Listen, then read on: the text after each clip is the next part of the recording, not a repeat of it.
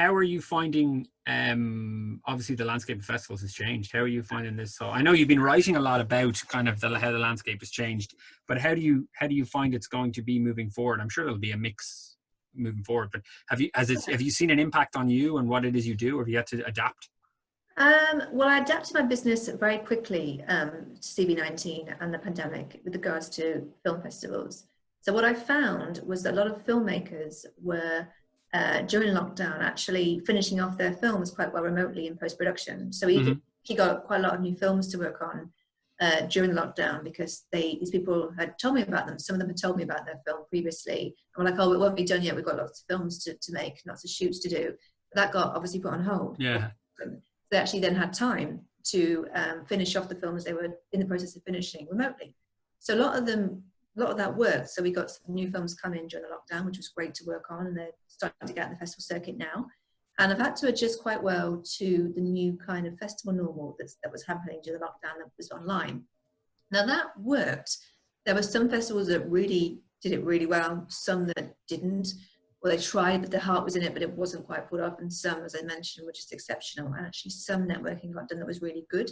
People felt like it was a festival. So it was very hit and miss, but I was still grateful for online. People could still see the film. You still got that official selection. Laurel, it still went on. The show went on just virtually, even though it wasn't real.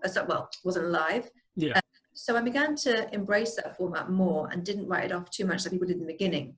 And I'm now going to see, it'll be really good to see how well it works when the hybrid model starts emerging in September.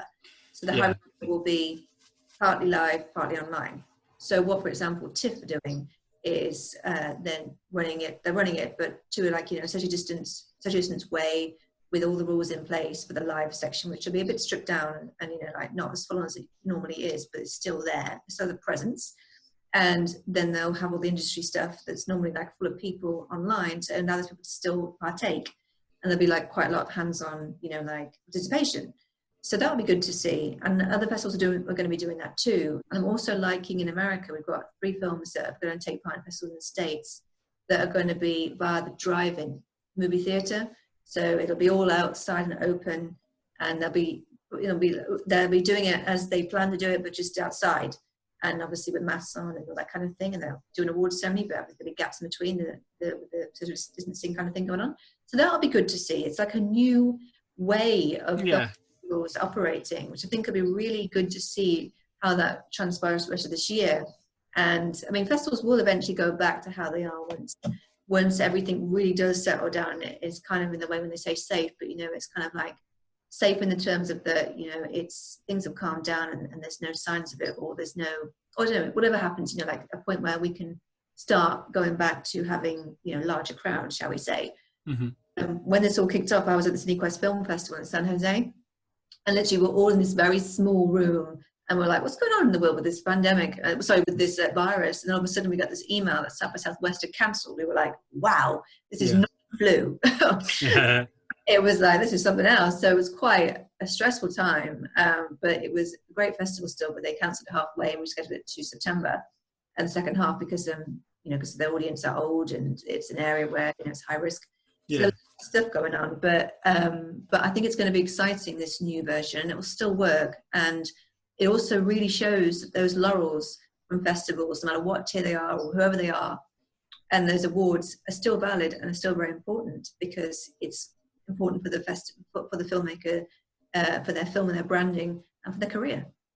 Yeah, I mean, it's like I'm interested in I was quite lucky. My event was in the very end of January, so I go into kind of a hiatus for a while. So it'll be January next year. So I'm kind of excited about the hybrid model.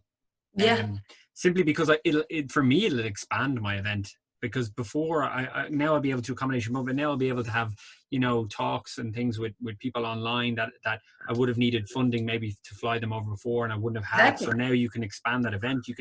Before you would have had filmmakers who from Tanzania and things like that, where they submit, but they mightn't necessarily they might be able to watch their film online, but that's about it. But now they can contribute in the networking side of it, and because you'll be able to run online networking events, and that to me is the real value that's the whole reason of for me of doing an event, and you'll probably see the same from the people you work with.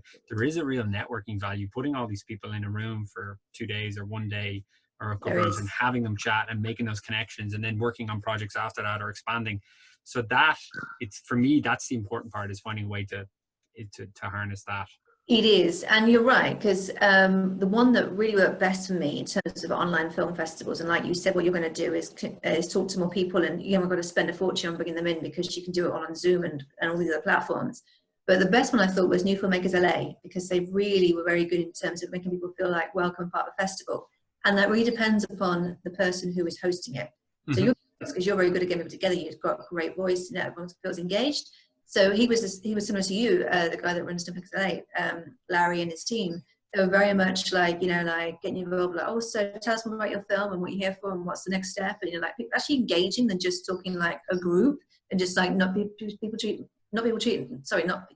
people like a number, but individual. You know, so Rebecca, so what film are you here with today? And like, oh, what's this? And what else do you do?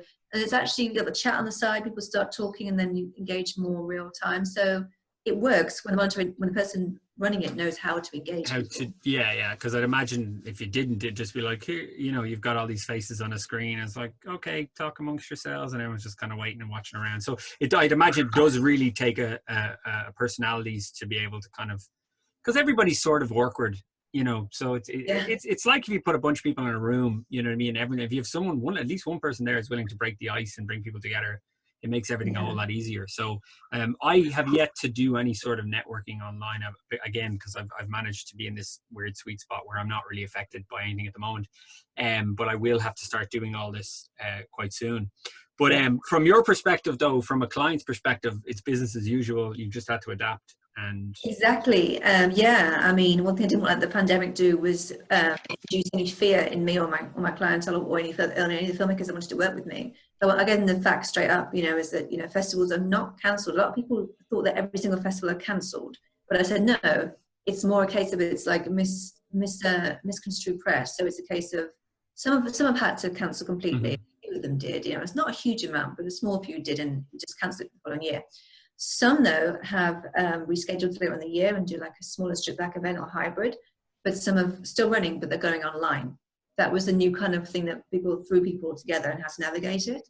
So then I said, look, we still need to like submit to festivals, whatever kind of format they're going to run on, because these festivals are going to be important for your film, and so the laurels and so the awards, and they're happening the journey. No matter what kind of platform it is, we can make sure that people see it with our connections, even though it might not be live, and just drive them towards it and show that your film is worth seeing. So there's value in everything, so it's still the same. We've been really busy. We've had some great films come in that are new ones we're going to represent. Our current films are doing well because results are coming in. We've had a lot of films of ours get into Oscar qualifying festivals, which we're really proud of. So we're embracing the online really well now, and just using everything we can virtually for our clients. Not all filmmakers like online, but they're adapting and seeing the value slowly now. But some are. I would imagine, because you grow up watching films in the cinema. Do you know what I mean? Especially when you're a filmmaker, you make them, and that's kind of your end goal dream, is to sit in an audience and have people watch it. So I can imagine the idea. But then, you know, if you look at yourself in the perspective of saying, I want as many people to see my film as possible, regardless of what format that's in. And I think then there is real value to that. It's interesting times. You're dead right. I assume it'll go back to some resemblance of normality, but now with this heightened idea that everyone would become so accustomed to an online, you know what I mean? I would have felt strange maybe last year, kind of going, all right, well, we'll do an online networking event. Do you know what I mean? Because it wasn't what people are accustomed to. So I would have felt strange going, well, who's going to go to that? Or who's going to see the value in that? But now people have become accustomed to that. So you're more likely to try these ideas and to be able to, in a hybrid event, to be able to sprinkle them in. And for me, it'll just expand your avenues and what way you can go and how many people can watch films and things like that.